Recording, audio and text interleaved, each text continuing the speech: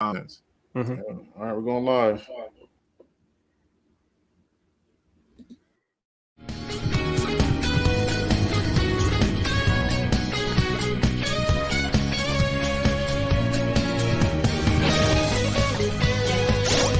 right. Okay. It's a step forward. Hello. How y'all doing? This is another episode of the Then and Now podcast, the live show, live edition, new edition for y'all. Today we got a couple good topics. We're going to be talking about more recent events, while throwing in a little spice of what we usually talk about. But how you guys doing, Ethan, Otis? How y'all doing? Doing good, man. Doing good. I see you got your boy behind you. It's Oh yeah, it'll be. Goated. Got to. But Man, both of y'all goated. doing the digital things in the background behind you. I'm the Yeah. odd kid out. I thought I think played it's better. It's better than just the white background that I was using before. Right. That's okay. No, I'm feeling it. I'm feeling it. Thought I'd play around with it. And we got a little feedback from that speaker, Otis. I can hear myself a little bit. Feedback.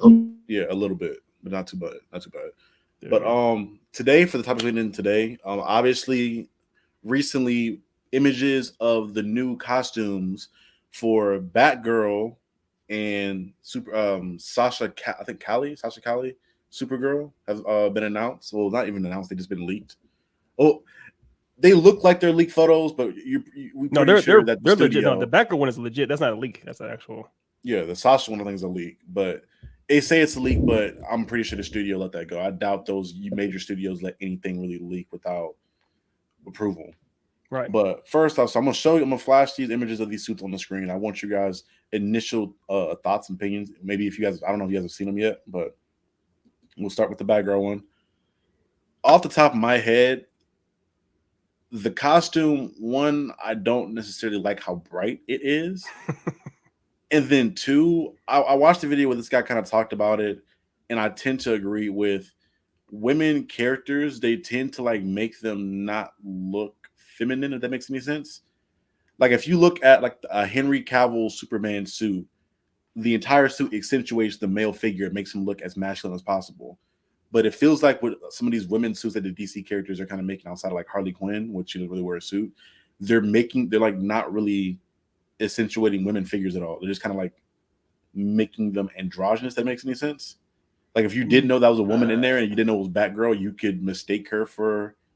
Like, man, if that makes, I don't know if I'm making any sense in my. I know what you're saying, but I don't know that I agree. Like it's pretty clear. Like Wonder Woman, for example, that was definitely a woman's suit. And then outside of Wonder Woman, you have the females that were in the Shazam movie. Their suits, they were clearly women in those suits too. So the one girl, there was more than one woman in Shazam. Yeah. Remember he had his sister. It was just the one girl, right? He had two sisters. Oh, yeah, two. Okay, I'm tripping. And they were both they were clearly both female outfits. So I'm not sure what bar he's what bar he's set, what example he's going to. If he's talking about specifically that Batgirl outfit, if he's going to the CW verse, that's not necessarily true either. There's been a lot of controversy around it, and that's one of the biggest controversies around the suit in general. Is that it? Okay, so we'll get into the second one with Sasha. This is the Supergirl suit.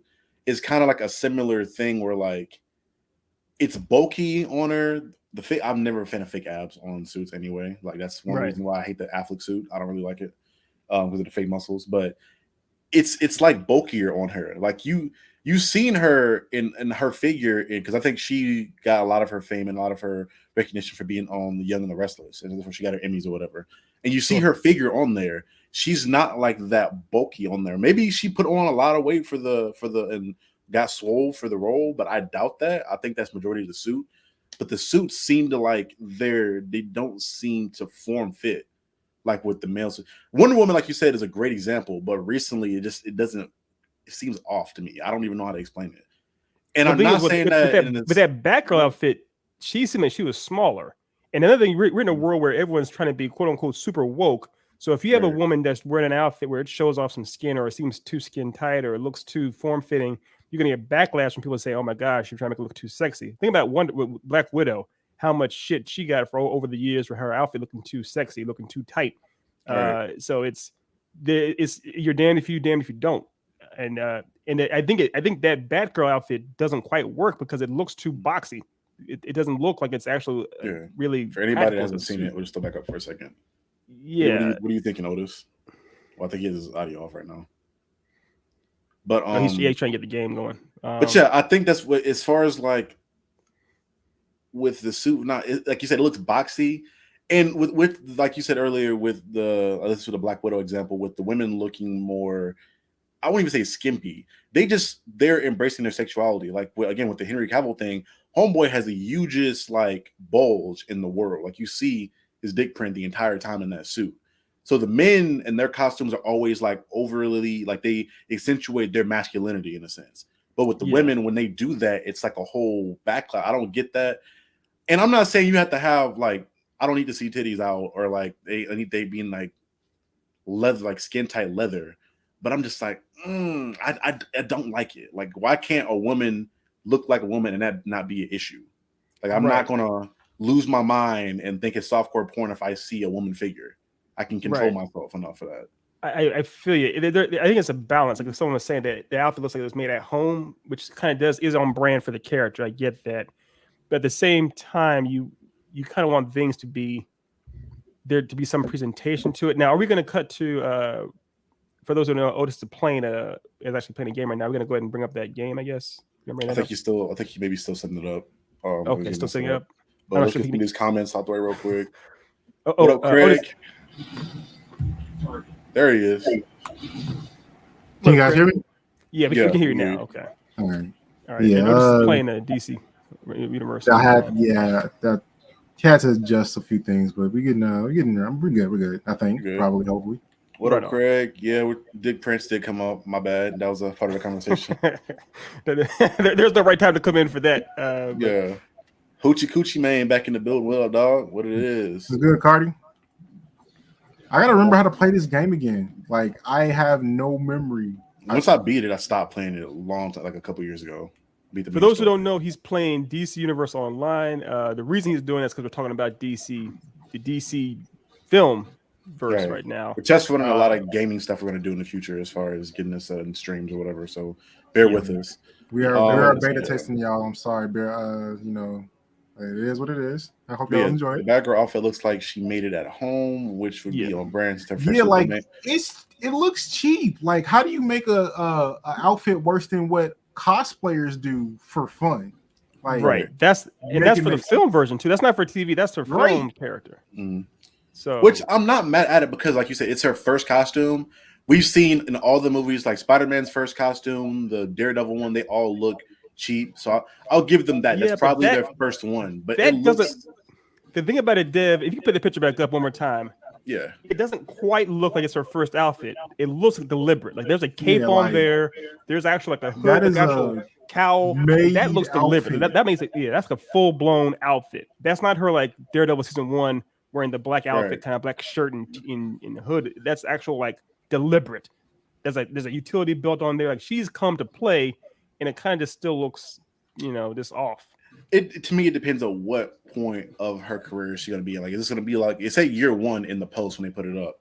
So I don't know if this is where she's been Batgirl for a while working with Bruce and she has access to all the Bat family technology yet, or if it's like her on her own trying to be a hero before that. If it's just her starting out, then I lean more to the side of it being like her first year 1 costume. But if she's working with Bruce, she has access to all the high tech. So why does your shit look shitty still? I guess, and that's fair. I see what you're saying. But y'all remember, I know all y'all remember in the DC, not DC, in Batman the Animated Series, Batgirl's first actual outing, where she actually she took an outfit from Batman and she kind of jerry-rigged it to make sure it kind of fit her. It worked better, I thought. That's kind of the idea if it's year 1. Or it should be more downscale, like talking about Spider-Man and Spider-Man Homecoming, where he's wearing like sweats and stuff and he's out running around. The outfit that was there, like you said, cosplay, it looks like somebody grabbed a bunch of bright colored outfits and that just doesn't work. I don't know what the rationale behind it is. And I'm sure we'll see it once it actually is put to the actual on the big screen. I gotta see it in motion. Because for me, it looks so bulky for a character that's supposed to be having an acrobatic fighting style. Right. I wouldn't say it looks bulky. It's just not fitting. It doesn't fit her. That's I thought it'd be tough to be quick, and unless you're like a super powered individual, that just like when anything that's not form fitting, when you're like back flipping and shit like that, it didn't look like it'd be easy or comfortable for it to do it in. Yeah. Same thing with like the Affleck Daredevil suit, how it was like all leathery and it wasn't bulky per se, but it just didn't look like you should be able to do acrobatic shit in that costume. Yeah. And costuming is hard, man. I mean, it's only been in more recent years where we've actually gotten costumes that actually look good on the big screen. My thing is like, I agree and disagree with you, E, just because like, yeah, like in some of these movies and some like TV shows, like yeah, like some of those costumes don't look the greatest, and I know it's difficult to get the right materials, but like there are cosplayers everywhere that make stuff consistently that looks better than this. Like, oh, I agree. Yeah, that's definitely a failure. If you as a like if I'm a person that's in charge of that, was like, oh, I'm gonna go get these cosplayers that are doing stuff better to make these costumes. Like, yeah, that's getting their name out and then also getting a quality costume for your character. Like, it just makes sense to me. Right. No, I agree. Part of it's the patent leather. When you have patent leather, bright patent leather like that too, it just doesn't look right it didn't on look right. screen. So and no, Corey, it's not because it's not skin tight. Like I said before, I don't need to have her breasts out all over the place. It's not a big issue for me. The issue for me is when like they always shy away from like a woman figure when there's a million skin tight male costumes that have super bulge everywhere. That's not an issue. Like literally there are bat nipples on a costume and shit like that, but there's an issue with like having a form-fitting costume for a woman. It's like why is the women form such a taboo thing all of a sudden? Because not even all of a sudden it causes two conversations. Like, you know, there's people saying like, "Oh, it's complicated. You're being naked. This is you're you know they got the slut shamers that'll come out, and then on the other side you're like, well, oh, this is liberation, and then you're it's just a point of conflict. It's a point of conflict. Yeah, it definitely is. Now, what's not also saying that it's like it's right. It just deserves to be that, but it just is what it is. Like people are going to have different opinions on that, saying like, you know, women should be able to wear this. It's like, okay, but what about, you know, making sure it's appropriate for kids and blah blah blah blah blah. There will be so many points that come up from it that I think they try to avoid that conflict essentially. Right. And that's another thing. I hate the kid argument. Like, you are an adult. You can control what your kids consume as far as media. No, you can't. You can. Like in a house for like my mom didn't give a fuck, but she could have easily put like with child. I have a cousin where they did not allow this man to watch SpongeBob at all growing up. So you can put like channel locks on certain stations if you have cable. You can put on child accounts. You can see what your kids have been watching. People just don't care, and they want other things to raise their kids. If you care about the media your kids consuming, you'll care about the shit your kids are consuming. But you can't watch your kids like a hawk 24 hours a day. I mean, your kids oftentimes are going to spend time away from one. They spend plenty of time away from actual parents. Two, they'll spend time on the internet or whatnot in a way that the parents can't monitor. Or three, they'll spend time with their friends and watch things that way too. So there's plenty of ways that kids can get around their parents. I mean, I did when I was a kid. I got around my parents with the censorship. We've all done it before. So it's going to happen. It just is what it is. But I think you're right though, Dev, in the sense that people can be overly cautious about things. Otis was talking about how on Netflix they released the first couple of Turtles films, the one's from 1990, and that first film is dark as hell. I mean, there's literally a part where Smash Splinter's put up on the racks in Shredder's system. You hang there till you die after bitch slapping him and torturing him, and it's like, God damn. And I watched as a kid. And then so the backlash from that was, and they made the second movie, they made it so hardcore, almost G-rated with nonsense because parents are freaking out. So parents will always try to like censor things for their kids. The hero code in comics was because of censorship for parents and everything else. So there's always going to happen. It's just, and I get it. I see your point as far as them getting around it, but at the same time, why does your inability to stop what they're watching? Why do you then put the responsibility on people that aren't making child content to make their content child friendly? Like, if you wanted content that was specifically for your kids, there's content like that. They have whole channels and stations for that you can provide for them.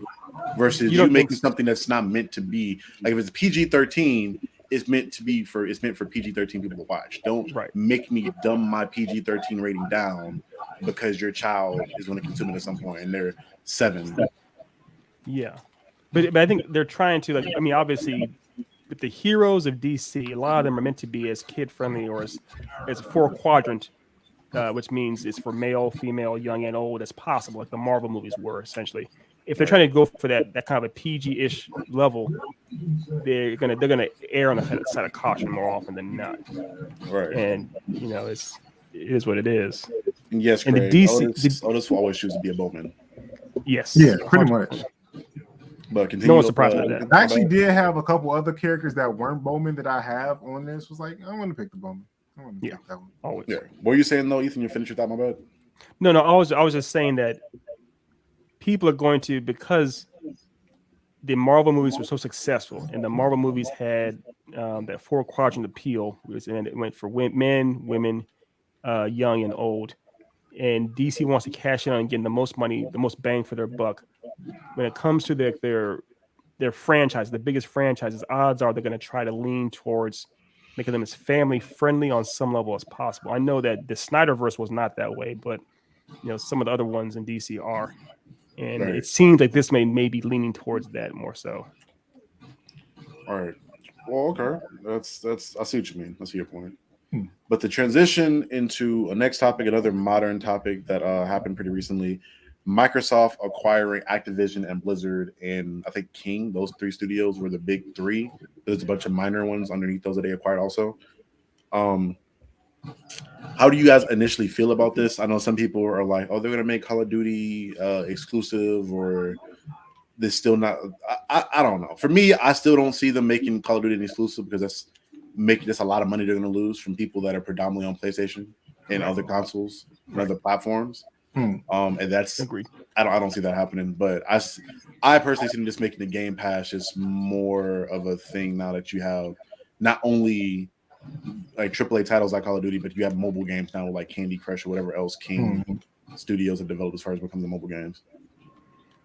Yeah, that's a big acquisition there. I am curious to see what they do with it, because obviously, like you said, Activision, when they have Call of Duty, if they start making things exclusive to Xbox, that'll take a massive chunk out of their out of their payroll. But that may be why they acquired them. It may be to do that. It may be to force people's hands into making them go ahead and having to buy Xboxes to move merch, move consoles. Because I'm pretty sure, correct me if I'm wrong, in the console wars, Sony is still winning. The PS5 is selling the. There was the pure meme that, like, I already knew it was going to be an issue for Xbox whenever the PS5 meme was going around and still going around to this day.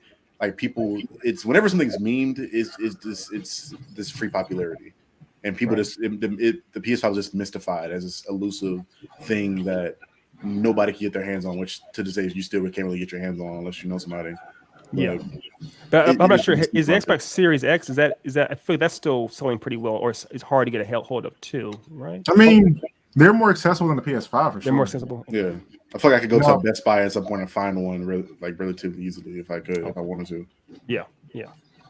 But honestly, I'm kind of excited for it just because we're back to a point where there's competition again. Because, like, I mean, let's be real. Like, last console, PS4 versus Xbox One, PlayStation 1. Like, PlayStation 1, right, being real.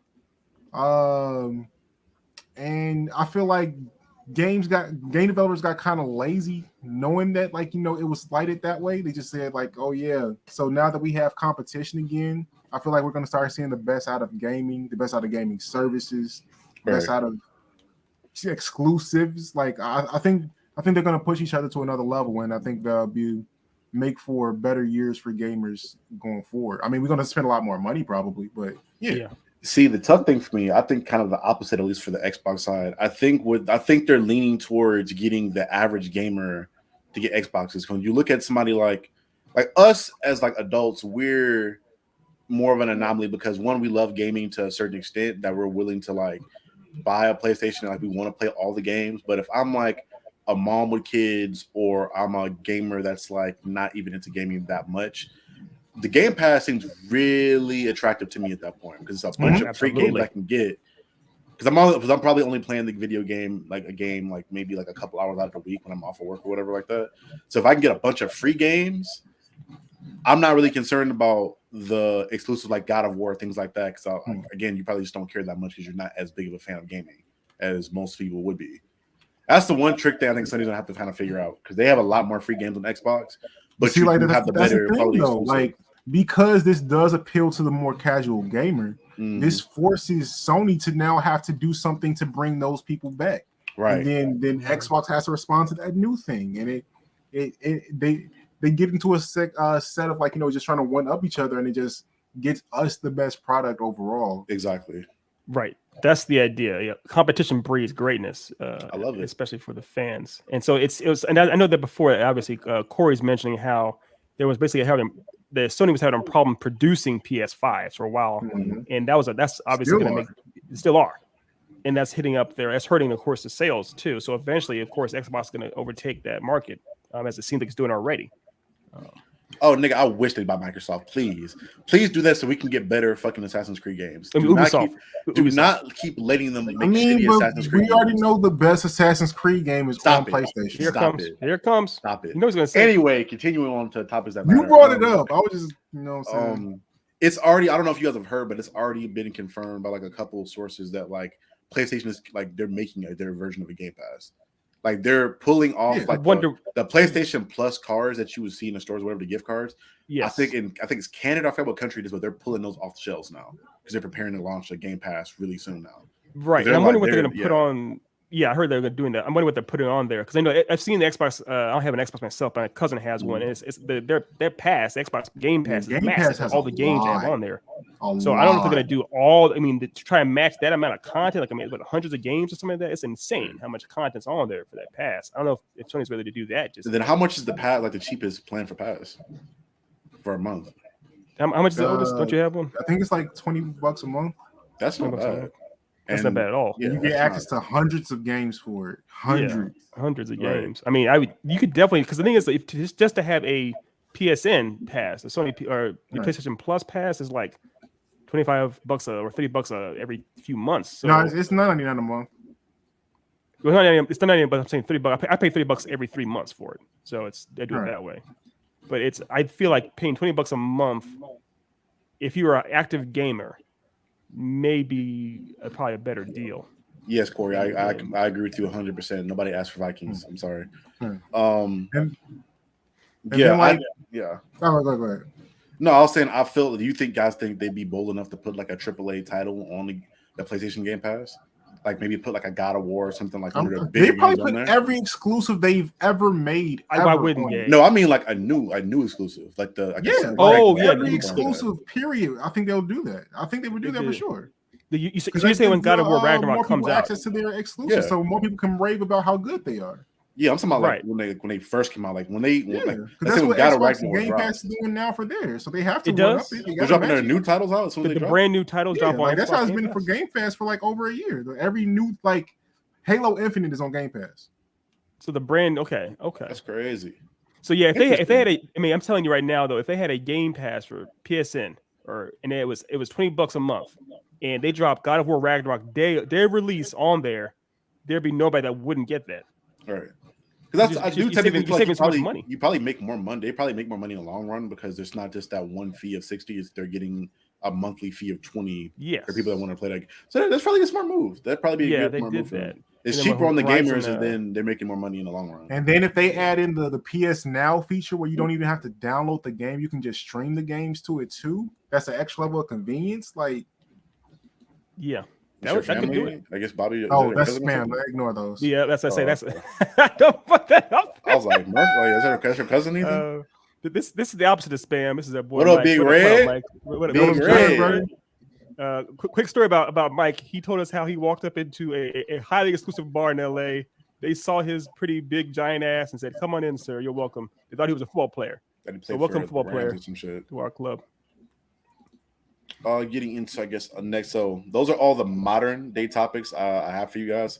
This one, because we haven't really talked about video games a lot on the channel, I had a couple questions to kind of let people know our intrigues and our personality when it comes to how we game and what we favor with gaming.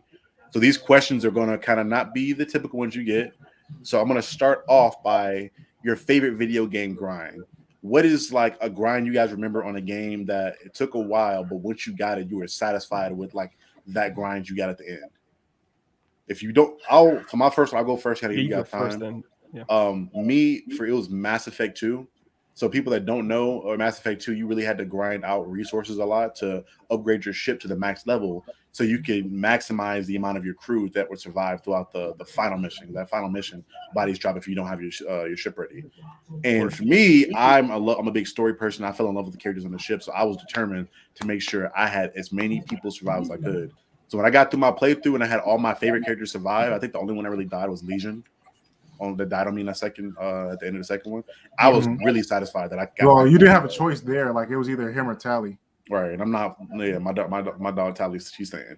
Well, plus in the Tally Mass wasn't Effect series, the gear you get, you can carries over to the other games too. So you have an incentive to do that. Mm-hmm. I'm not sure you played the Legacy Edition. I think you had other games, but I know when I played it was one at a time. So I played the first one when it first dropped, but I got it like on disc when it was like cheap. Yeah. And I played the second one when it was a free-to-play game slightly, but I never finished it. But I think it was still the same idea. So, yeah. It definitely incentivizes you to do that because what you do carries over to the next game. So, yeah, that's a good. That was my favorite grind, though. Yeah. That's a good one. Mine is really, really old school. I may have a couple, but I'll go the old school one that I know Otis won't choose. Is Final Fantasy VII, and that was one of the first games I remember grinding back in the day on the PS1. Was because you had to grind hard. You had to like farm and everything else, and you had to work with the characters, but you also wanted to get the best and the biggest summons. In order to get the best and biggest summons, you had to go do some extreme missions. I remember one time, in order to get this one summon called Knights of the Round Table, you literally had to win a bunch of chocobo races. And in order to do that, you had you had to breed like a golden chocobo. It took me I don't know how many weeks to do that. And once I finally got that one, I finally got the golden chocobo, finally got the massive Knights of the Round Table summon. I was so happy, and I was only like 14 at the time. I was a kid when I did it, so it was my first experience actually grinding and hustling in a game to get something I really wanted. I remember. Damn. What game was that again? Final Fantasy VII on the PS1. Okay, yes, I never played. Yeah. Wait, did you play Final Fantasy VII, Otis? Of course, come on now. Yeah, I think I'm the only one that hasn't played a Final Fantasy. Wow, Aerith. Yes, I got a whole Final Fantasy VII poster sitting here next to me. I just haven't put it up yet. I've never seen it before. Yeah. But you know what I'm talking about, though. Oh yeah, for sure. The grind. What is my favorite? Honestly, my favorite grind, and I'm gonna have to explain why it's my favorite grind. My favorite grind is probably 2K. Of course, I can see that. I can see it. Just because like you do have to put like a whole lot of time into effort into building your mob player. And then when you finally get them there, you see like, oh, this player is nasty. Like, So, yeah, I gotta say that. Not necessarily because like I love that game the most, but since basketball is something that's like really entertaining to me in general, and I get to like build my player the way I want, like that's a big payoff for me. All right. No, I feel you. That makes most sense. It's up there with me too. 2K. Like me, I was like literally before I had my first job, I used to like stack up money for the next 2K by grinding out other people's players online for them. So, and I really enjoyed like seeing all the different builds as I was going through it. So they would hire you to grind in their games. Yeah, because the badges were a bitch to get in like 2K17, and there wasn't really a meter to let you know how far along you were to getting that badge.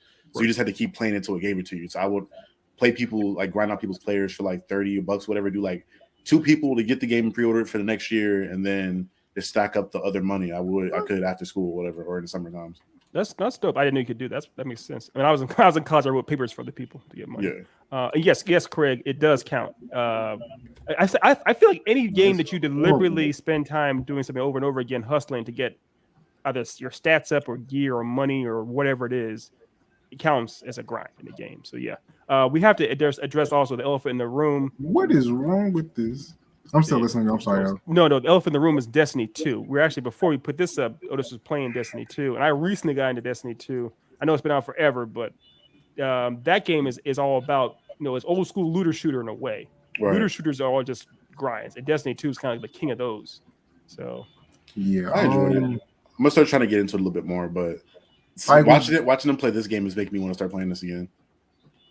As much as I enjoy / hate Destiny, like I can't say it's my favorite grind, because like I find myself consistently having to find different reasons to grind. Like it's not just like, oh, I'm grinding because I want to get the newest gear, or because I want to, because it was never like the story content itself or the game content itself that like made me like, oh yeah, I want to get more of this. I had to create my own reasons to do that grind, if that makes any sense. Well, what compels you to grind in the game most? Is it gear?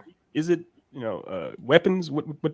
I mean, both of y'all know me. For me, the thing that causes me to grind the most is probably just making sure my player can look aesthetically how I want them to. Right. Yeah. That's true. You tell me I gotta go through the most hellacious dungeon to get this really cool looking cape. I'm going to go through that dungeon. Like, right. I gotta destroy this whole planet of people to get a nice looking helmet. Oh yeah. Nah, it's happening. Like I'm a what are they called? So they call in Dark Souls. They call you fashion souls. Fashion souls or fashion frame in Warframe. Yeah. I feel like you can never go wrong with cosmetics because people put their own value on them. So you can never really say like, oh, that was a bad grind because you got what you got look cool. Yeah, versus like a weapon that could be shitty. Yeah. Another game I like playing a lot too. I know Otis is familiar with this one. Is Neo 2. Neo 2 has so much gear you can completely customize how your character looks almost from the start. So whatever your actual, regardless of the stats, you can change how it looks cosmetically and to kind of make yourself look as dope as you want. And then with the game Elden Ring coming up now, I know they have a huge component of that game is getting gear that looks different too. Which I may play that. We'll see how it goes. I had a budget, so like we'll get into that's a topic for later in the show, but I'll get into that in a second. But real quick though, for Charlie, for you though, what would you grind for? Like, what compels you to grind for the most? Is it like the cosmetics? Is it weapons that are the top grade? Like me playing, I think the game I've grinded in the most in my lifetime is Warframe, and I grinded out that to get the resource, like to get the currency in the game, so I could get the cool cosmetics. Okay. So even though I was grinding out weapons, and then weapons were cool, the end result was always to get the skins and shit I wanted. Yeah, I think skins are pretty high. Yeah, they're pretty high value. That tends to be, yeah. Those are always dope for me. Like I cosmetics, man. They're worth it. They're worth it because you put your own value in them. I mean, people also they pre-order games and spend extra money just for cosmetics. So it's clearly. Value. Oh, when I pre-ordered Assassin's Creed Origins, they got like a free cosmetic, like a free horse. They gave me like a free horse armor or some shit. I was like, this is sick. Yeah. Like I wore that armor for a large part of the game for my first playthrough. Right, and that was something they were trying to do with Avengers, the game that came out recently, with trying to have it where you do the grind just to get the outfits, but it was kind of mismanaged how they did it. It takes too long. It takes too long, and the cosmetics sometimes aren't worth it because you don't really get options. If they were to put like 3 different skins up and let you choose which one you wanted when you completed it out, that would be an exponentially better system. Or even mix and match them too. Like I mean, in most games you can put different gauntlets on, different boots on, right. But they don't have that function. We'll see. Maybe that game has a come around, I'll turn around, but I think it's damn near dead now. And I was holding out my hope. I was holding out a lot of hope for the game because I love the game. But literally, they dropped the last like raid DLC thing like a month or 2 months ago, and they haven't said anything since outside of like them dropping a new skin, like a movie skin. Right. Yeah, without Spider-Man and Black Panther couldn't bring them back. It's pretty much it's gone. Right. Spider-Man wasn't even a bad. Like both of those dropped. Like the Black Panther DLC was a dope drop, and Spider-Man wasn't even a terrible drop. But they are capitalizing on the momentum they would build. They built a little momentum and couldn't capitalize off of it. Yeah. So we'll see. I don't know. I played the hell out of Rainbow Six Siege, and that was a damn near dead game that people hated for a while before it came back hard. Yeah, Rainbow Six Siege. That's kind of a legacy, though. That's one of the story. Yeah. Next question I pose. This was another blast from the past one. What is your favorite cinematic game trailer that you remember for a game? I got mine already. But you can go ahead. You go ahead first. If you got yours already, go ahead. I mean, so if y'all remember the one for Dead Island, Is it Dead Island? The one where, Yes, that is mine. That is mine. Yep. Okay. We're on the same page. Yeah, go ahead. yeah. So Dead Island, have you seen that one, Dev? Dead Island's the one where I think I remember it. Yeah, I played Dead Island games. That's the one with the. Wait, is that that's the one when you're like on the tropical island or whatever, right? Yes. Yeah.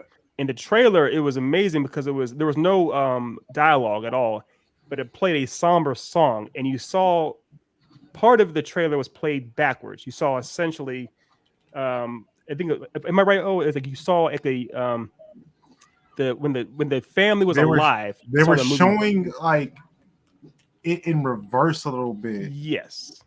Like it starts off with him getting bit, and then they go all the way back to like or am I thinking the opposite? Like no, I'm gonna bring it up because I think we can show trailers on here without getting strikes or anything, as long as we don't have music and stuff. But it was like essentially it was showing two parts. It was showing one part backward in reverse as a family was like had first come to. No, it was showing the part in reverse where they had been bit by the zombies and they were being attacked essentially, I think. And then it was showing in forward, it was showing them as they got to the island, they were happy as a family, they're together. And when the two parts of the story came together at the end, you saw that the young girl had gotten bit by the zombie, and that's what led to the downfall of the whole family, and the whole island had kind of been destroyed. But it was put together so well. It was so sobering with the music and everything. Mm-hmm. And this was back in like 2010 or so when cinematic trailers weren't all the rage. So it was just so well done. Right. They killed that one. They killed that one. So yeah. I have three because I couldn't separate these three because they're like they're part of my favorite gaming franchises of all time. One is my second, and one being like probably like my third, I think. So far until Ghost gets a sequel, we'll see. But my first number one was the Batman Arkham City trailer when he's like on the rooftop and you see the Tiger security guards like looking for him or whatever. And that whole interaction goes down and shit like that. I remember in middle school when that dropped, I watched that trailer over and over and over again because I had played the Arkham Asylum game and I found the Arkham City plans in the Warden Sharp's office, and I was so hyped. That's before the internet was a huge thing for me. So I was reading nothing but Game Informer magazines is what I could get for free and read those and get news on games. So I was reading all the info on Arkham City and Game Informer, every article, anything I could get my hands on because I was so hyped for that game. I love that game with a passion. No, yeah, of course. It was classic, man. I feel, so many people still to this day believe Arkham City is the best in the series. It is. Absolutely. Story-wise, it really is. I'm sorry. I think Arkham Origins has the best fights, the most unique fights, but I think probably the most overall best game is Arkham City. Yeah, Arkham Origins I think has the best boss fights. It has the best boss fights. The most unique boss fights, I think, in Arkham Origins. Arkham City just one has the best plot and story overall. Yes. The combat's not the best, but it's like a tier underneath what Arkham Knight was to me. Arkham has the best combat, but it has a lot of that Batmobile, which is a big, huge. They have too much of the Batmobile. It's way too much of the Batmobile. It's wild because people ask for it, but they didn't ask for that much of it, bro. I'm sorry. No, and there's so many things you have to do. Don't slam it in my face, like, jeez. It's crazy. Like I gotta explore in this now, and not just a car, but it's a tank that can go. Well, I'm like, bro, just make it a car. Just make it a car that goes fast. And if you make it a tank, you make it a tank, but don't make me got to crawl walls with it. Right, you had to climb walls with it. Yeah, a lot of times, and you had to do. You had to fight Deathstroke in a tank. It's like you have the best hand-to-hand fighter, and you're fighting him in a tank.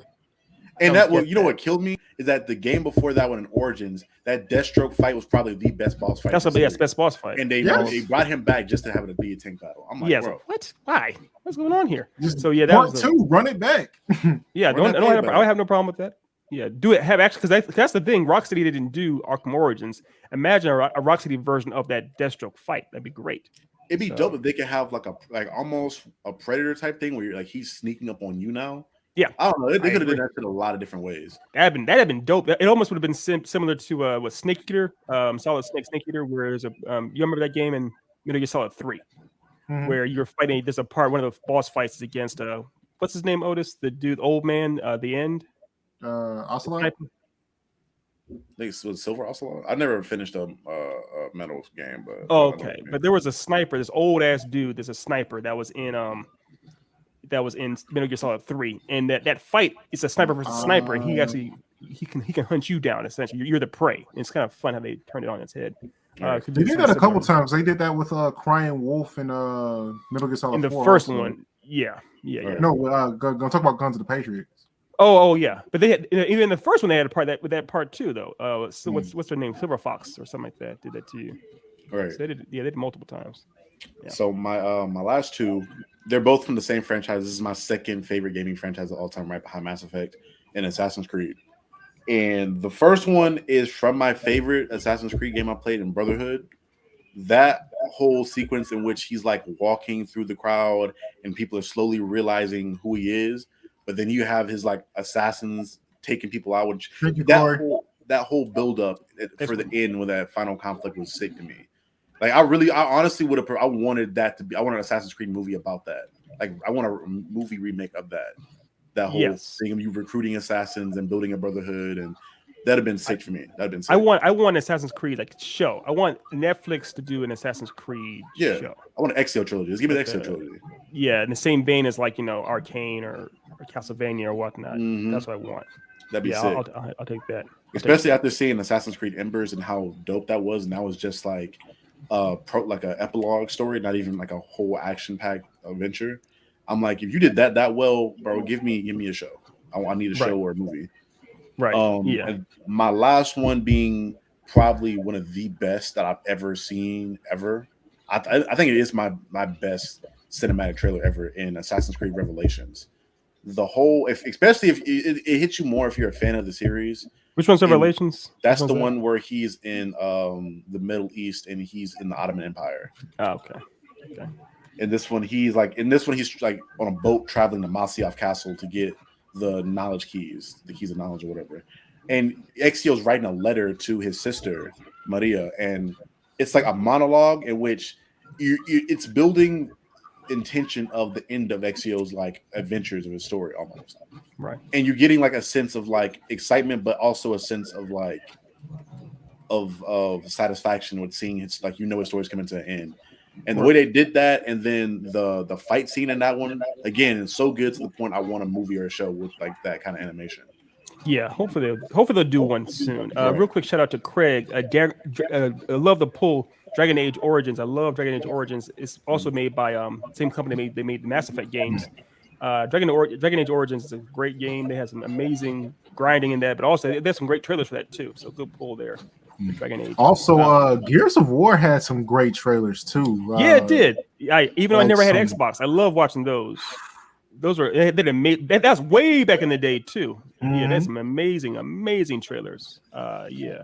Like honestly, like Gears of War is what really put Xbox on the map for me. 100%.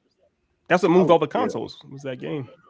I play that game at my cousin's house all the time. That is like between that and Halo, Yeah. Another quick shout out. I'll be remiss if I didn't mention it. Was Witcher 3. If y'all remember those cinematics they had back in the day. I went back and watched those cinematic trailers to kind of get a feel for the lore of the franchise before I watched the show, and they were sick. Yeah, they're amazing. And actually, Otis knows this already. I based one of there's a trailer where one like a vampire is like, you don't know she's a vampire at the time, but she's singing this beautiful song, and then Geralt shows up and says, nice song, and they get into a fight. And I literally based a big part of Ipswich #1 off of that scene. So I credit. The scene when he meets up with the girl in the carriage. Another carriage like in that small cabin. I'm sorry. Yeah, that cabin. Yeah, it's directly based off of that. Directly inspired from that. Yeah. The one where like Yennefer's in like that battlefield deal, that shit was sick to me. Like that battlefield was amazing. Yeah, that was before I knew who she was. I'm like, bro, she's OD strong. This is ridiculous. Yeah, and that is her actually later on at her peak, essentially, not the way she's in the show. But, like this disrespect to Yennefer in that show is out. Well, I mean, I know we're not talking about Witcher 3, but I'm looking forward to seeing what they do with her in the upcoming season if she actually gets like back to her like super duper prime and everything else. I never really saw the Metal Gear trailers, Corey, so I can't really speak on it much. So Corey, which trailer? I'm trying to think of specifically which Metal Gear trailer though. Would it be? Because 2 didn't have one really. 3 did 3 have one? A trailer? I can't remember the trailer. I played them when they were free. Like I think 5 Phantom Pain was free on PS Plus, and I played that a little bit, but I still didn't finish it. Outside of that, I've never played played through any other Metal Gear game. Actually, no, my bad. 5. Metal Gear Solid 5 definitely had an amazing. I'm pretty sure all of us are at least familiar with it. That trailer for Metal Gear Solid 5 was like 7 minutes long. So that one, that one was epic. I'll give you that one. The games are great. And that's the thing. Like, it's hard to try to remember some of these trailers while holding the conversation and playing this game, because like I know it's a bunch we're missing out. Yeah, I'm sure we're a whole bunch. Because definitely, like some of those Call of Duty trailers from back, like back in the day when Call of Duty was actually like a good game. What was that? Yeah, it's like Modern Warfare 1 and 2. 2000. Yeah, we have 2 actually had some controversy. Remember that because of the trailer that showed them at the airport. So Modern Warfare 2 was hard. I ain't gonna lie, I played the hell out of that story. That 2 was dope. For me, the last one I enjoyed was like Black Ops 2 was the last one I enjoyed. After that, wasn't Black Ops 2 the one that was like the most like one of the biggest selling ones? I think so. Yeah, it's from the zombies introduced. Black Ops 2 was pretty solid. Yeah. After that, I kind of just lost touch with them. I just stopped playing them in general. They lost touch with themselves after that, I think. Yeah, they kind of did. Real quick, here's for Craig. What's y'all's favorite character in Mass Effect? I gotta go. I did not want to fight Captain. Ooh, that's tough. Rex. Right. It's between Rex. Ashley was my homegirl. I was, I'm a loyal dude, so I romanced her first and kept that romance going through the whole thing until I fucked it up in my recent playthrough. Yeah. But the one constant that I kept throughout that entire series was that nigga Rex, my ride or die nigga. Like, he rode for me in the series, and I rode for that boy. That dude, I love Rex so much. Right on. Mine is just FemShep. Basically, it's FemShep. Ergnon. Wait. What was the question? Again? What was your favorite Mass Effect character in the series? Mass Effect character. Probably Jack. I like Jack a lot. Yeah, Jack. Yeah, she was cool. Yeah. I fucked up again, and like when I had the what's the Academy DLC that she was in, and I meant to do it, but I fucked up and forgot to do that DLC, so she died. And it was turned into that thing. I tried to like replay it or like go back to a different save file, but I couldn't without having to replay it all like the hours up until that point. I was like, sorry, Jack, but it is what it is. I agree with you, Dante. Rex had probably had the most story. Rex was dope too. Like, I mean, there weren't really any bad characters. There's no bad characters, but some are more fleshed to have more. I'll say Rex wrote with his race the most, but at that, like at some point in the game, Rex like Danger considers you to be an honorary Krogan, so he I feel like he ride for you the same way he would ride for anybody else. Yeah. If y'all think of any trailers, please chime in too. Write them in. It's an open discussion with all of y'all. So please, not just us. Good question, Dev. That's a good question. Hey man, yeah. The Legion, bro, I fucked up. Literally, the Legion thing was so bad with when you had to decide to choose the the Geth over the Quarian. Not the is it the Quarians? That's Tali's race, right? I think it's Quarians. That sounds right. Quarians, yeah. Bro, when I saw that all the Quarians died, I literally I closed the app immediately and replayed that shit. I'm like, no, nigga, I'm not. I can't. I'm sorry, Legion. You gotta go, boy. Because I thought I could try to like finesse it to where they both were cool, but I'm like, nah. That never works. I literally closed my app so damn fast. I closed app so fast before that shit saved, so I didn't have to have. Oh wait, yeah, I said so for mine it was. There you go. Oh my bad. Yeah, mine was this is FemShep.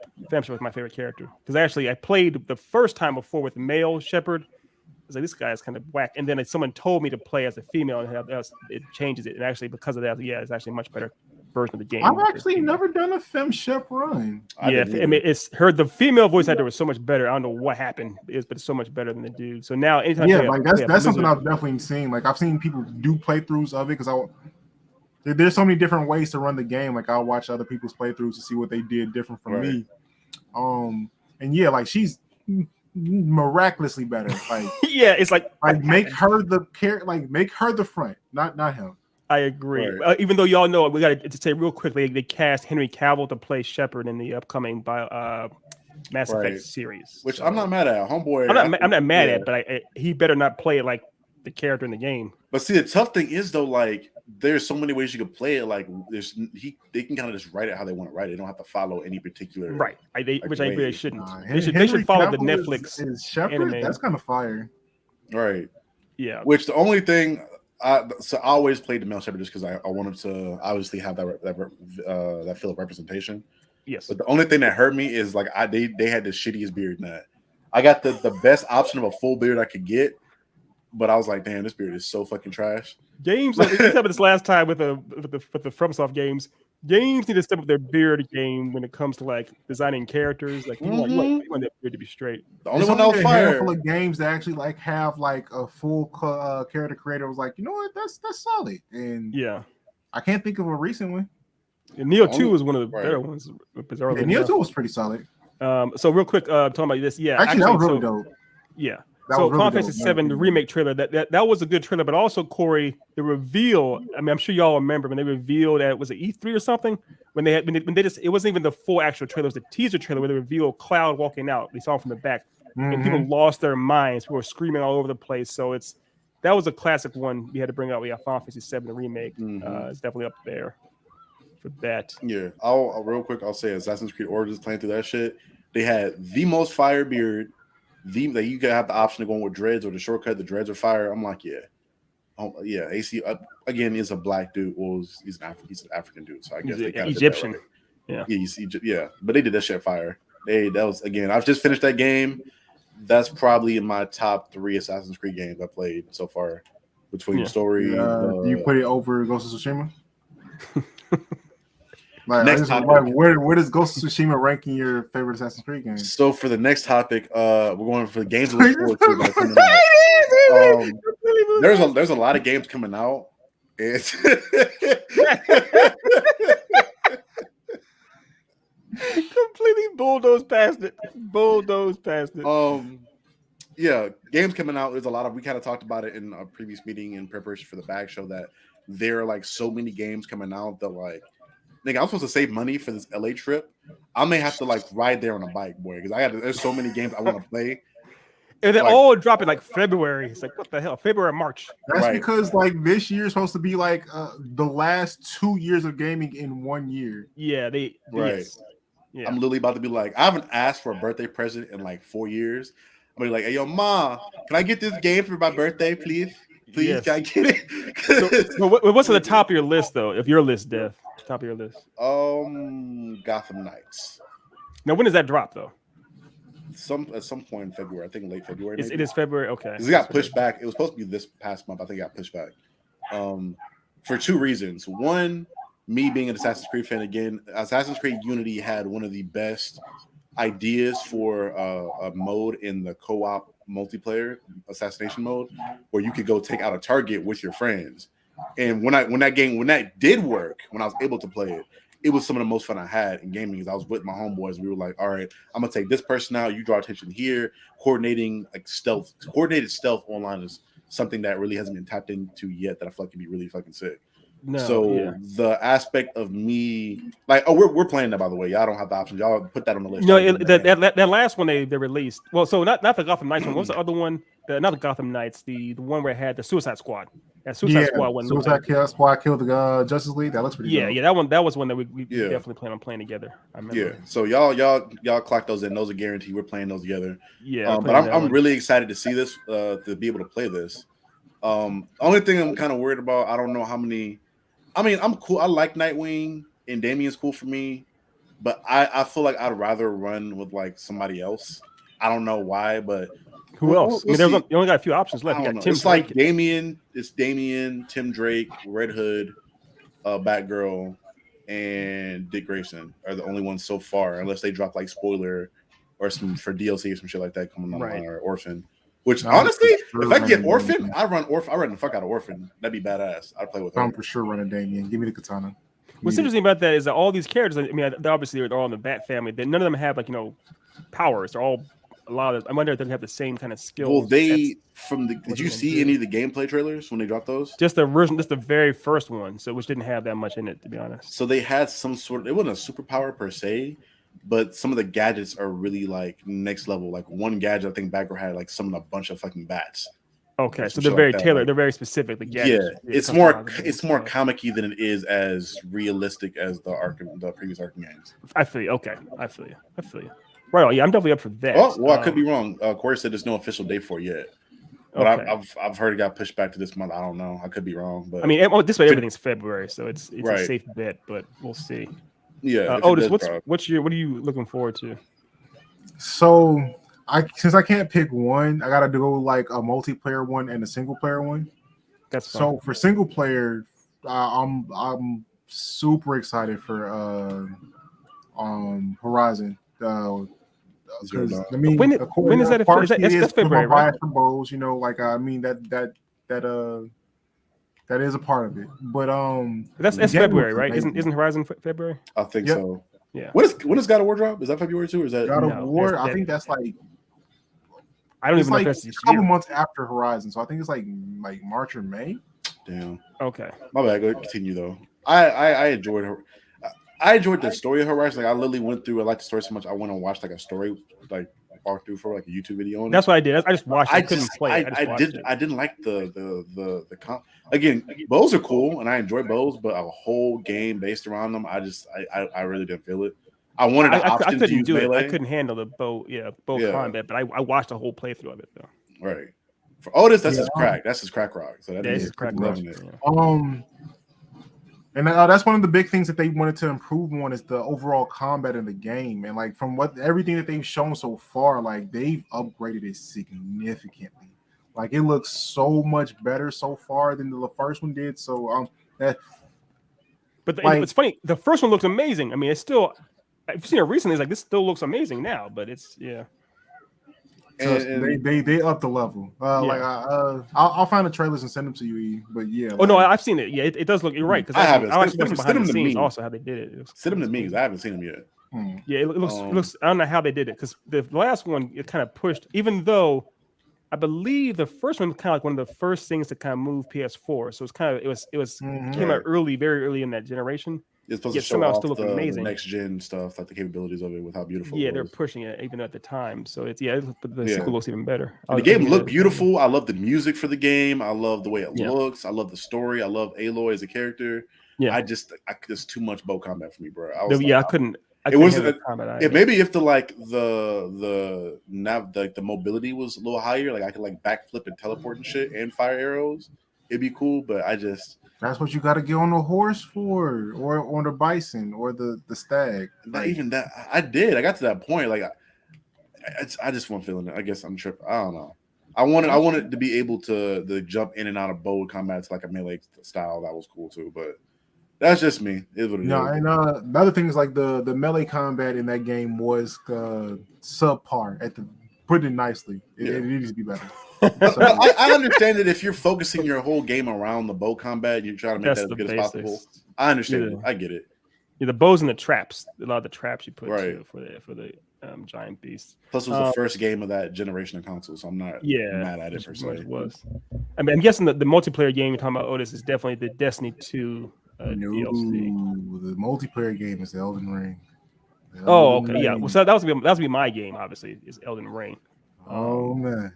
But yeah, Elden Ring. I mean, I know we're trying to get Dev into playing that with us. Yeah, I'll play with y'all. I play that shit by myself, but I'll play with y'all though. Yeah, because that's going to have how many classes is it going to be, Otis? I gotta ask Nick again, but he said there was a bunch of classes that weren't shown in that original beta that came out. So is there like a 10 class? 7 or 8? Do they do a 10 class in like board games? So I feel like they wouldn't do a tank class in that kind of game, right? It's not that simple as tank. I mean, you can make your character a tank. Like there might be classes that work as tanks, but it's not a class called tank. If that makes sense, right? It's not like that. It's more like you'd have it where you say like you're a necromancer, and because you're a necromancer, you're kind of a glass cannon, or if you want to be like a tank, you'd be like a warrior, a big buffy warrior type of thing, and that means you're more of a tank glass kind of thing. That's probably what I'm rocking with. Get the big shiny armor with the big sword and just fuck shit up. Yeah. I mean, this looks the deepest. Did you ever you watch Game of Thrones, right, Dev? Yeah, I've watched it. Yeah, because this is the writer, the actual writing component of this game is by the same guy who wrote that original book series. So it's I'm George R. R. Martin. Yeah, George R. R. Martin. My single player game, I guess, since y'all both did one, is a game that I feel like it got the possibility to be like the steal of all the other games. It didn't have the same attention. It's Sifu. Yes, I love that style of combat. Did you guys ever play Sleeping Dogs? I did. Yeah, I did. Yeah, that kind of combat to me was fucking sick. Like I feel like it's like that style, but more in depth with the fighting styles, obviously. Yeah, No, it's Absolver 2 essentially. It is, but I never played. I don't know. I don't know how to explain it. It looks thematically like, because I think you're gonna be in like some sort of Tokyo-ish vibe area, right? I believe. I remember seeing like I believe. I'm excited to see it. I love the concept of you dying and evolving, coming back older, because for me, it makes me feel like the game's gonna be really difficult as far as that. It actually reminded me of like Saiyans. Like when Saiyans get severely injured, they come back stronger in a way and grow. Yeah. Well, that when you come back older, you like, I guess I think you do age. stronger. You actually age, but you change too as you when Right. you age. You get beefier because of that. So. Yeah, you turn into fucking. That one's not even gonna be a full $60 game. No. Yeah. No. Yeah, that's for the indies. That's the number one indie out there for me right now. And I think it has a co-op or a co-op multiplayer function. Oh, it does. I'm pretty sure. Oh, I didn't know that. Yeah, they dropped like a whole like trailer. Like that's how I knew it was indie. When they dropped the trailer, they told you in depth like everything you're gonna be able to do in this game. Oh, in that one trailer. Right well, another game. Yeah, it looks like fucking. He looks like Shujinko from at the end of Mortal Kombat Deception. Damn near. Which one was that? Which one's? It's Deception. Whenever you're like this, that's the open world game. Honestly, for me, I think it's the best Mortal Kombat game as far as the ones with stories. Okay. It's like the open world when you travel to all the different realms to get the Kamidokus. Oh, was that one in 3D? Yeah, it was 3D. The polygon. Okay. Yeah, it was before its time. That was like a 3D PS2 game that was open world and had a bunch of different realms to go to. Right, I remember that one. Another game we'd be remiss if we didn't mention. I know, especially Otis and his zombie craze is Dying Light 2, right? Which just dropped another trailer. I think it was last week. They dropped another trailer for that. The only reason I never played that is I was broke when it came out. Like I meant to get it, but I was broke. Oh, you never played part 1? Nah, I think they came out. What year did that come out? They came out like 2019, 18. Maybe around there. So I can't remember exactly. Yeah, at that point I was like just starting off like college. I was broke as hell, and by the time I started getting money and a job, I just forgot about it. I forgot about the game. Real quick, you mentioned trailers. That trailer for Dying Light 1, you remember that one where it had that song by Woodkid where it Run Boy Run? Yeah, that was a dope trailer as well. I love that trailer. Yeah, when he was trying to navigate through the city. That was pretty dope. That was a great one. And that was done by, I think it was animated by Blur Studios, which is amazing. So any Blur trailer is great. Right. But yeah, I'm sorry, Deb, what you were saying. Go ahead. No, I was saying it was dope. It kind of reminds me of what was the thing? Mirror's Edge was that first person. Yeah, Mirror's game? Edge. Yeah. I'm excited for that game. That's literally what they tried to be, is zombie Mirror's Edge. Exactly what it is. It's Dead Island meets zombies. It's Dead Island meets Mirror's Edge. Yeah, and honestly, I feel like a lot of the same team from Dead Island had to go over to Dying Light because there's so many similarities. It's insane. But it's much better. Dying Light wasn't near. I mean, Dead Island wasn't nearly as good as Dying Light. Dying Light's much better. Right. Well, guys, do you have any other like closing thoughts or topics you guys want to talk about before we close out? No, that's about it. All right, let's check the comments real quick. Make sure anybody didn't have anything else they wanted to get off. Advertise Dying Light so damn much, I swear to be out from that. Yeah, I know, right? Yeah, that's wild. Well, thank you guys for tuning in. Thank you guys for viewing and for the support. We got 2 more reviews coming up. I think we just did a review on Dota. We'll have that drop relatively soon, and we reviewed Dying. I almost said Dying Light, but don't look up. And we got some more videos. I can see why you said dying in that. Yeah. Right. For sure. And then I think the Ghost of Tsushima mini essay type review thing, I'm gonna have that out probably some point next week. Got to record like 2 more sections for it and get that stuff scheduled out. But you guys know my schedule's been swamped to all kinds of hell, so I haven't even had time to really put as much time into that as I wanted to. But yeah, we apologize for. We apologize, people, for it. We know we're having some problems getting some content out. We're gonna have plenty coming your way. We promise. Yeah, we got a bunch of content coming. I'll give another. Where is this at? Where is it at? The comic that we're working on. Then and now we'll have our first, I guess, Then and Now comic out pretty soon. Son of Shiden. It's me and one of my best friends from school. He wrote the story. I'm just helping him kind of produce it, I guess. And if you guys support us and you're a fan of the stuff, check it out when it comes out. Can't wait. Can't wait to get that out. And that's everything I got to plug. Besides that, check out all the other base shows that are coming out. I think TBC is that Monday? No, that's Monday at 7, right? TBC show. Yeah, that's Monday at 7. Yep. Right. Bay-chan, I don't remember when Bay-chan dropped. I think it's Tuesdays. That's Tuesday at 7. Right. Okay. Hey, I'm on it now. Hold on now. Yeah, check out all the Bay shows. I'm not gonna fuck up my streak. I got all these on the day. Yeah, and then we got Wednesday night fights on Wednesday at 7. Right. all these things. People just come here every night. There's something. There'll be something here. Let's talk to them. We need to put a schedule up here of all the different things. The Lottie Self Night to me, Real Talk with Lady J on Friday at 7. You know, just putting on shows. Yeah. Just putting on shows. And be ready for when bag pops off. We're gonna have a lot more gaming content coming out for there. So if you're here to watch Bay for gaming content, Bag will be the stuff specifically catered. Tell them what BAG stands for. Saying the word BAG may not be Blurred Approved Gaming. So our acronym game is FIRE. There you go. Makes sense. Thank you, Brandon. Right on. And one last plug real quick. Of course, if you are a comic book creator or trying to become a comic book creator, please feel free to hit me up. My company is Echelon G Novels. My website is Echelon G Novels. I help people create their own stories. I'm helping some friends here do the same thing. At the website up here somewhere. I don't know where it's at. Not important. But there you go. Last plug. Go check it out. Well, guys, thank you guys for tuning in. This has been another episode of the Then and Now podcast. We'll see you guys next week. You see, nobody talks about Call of Duty.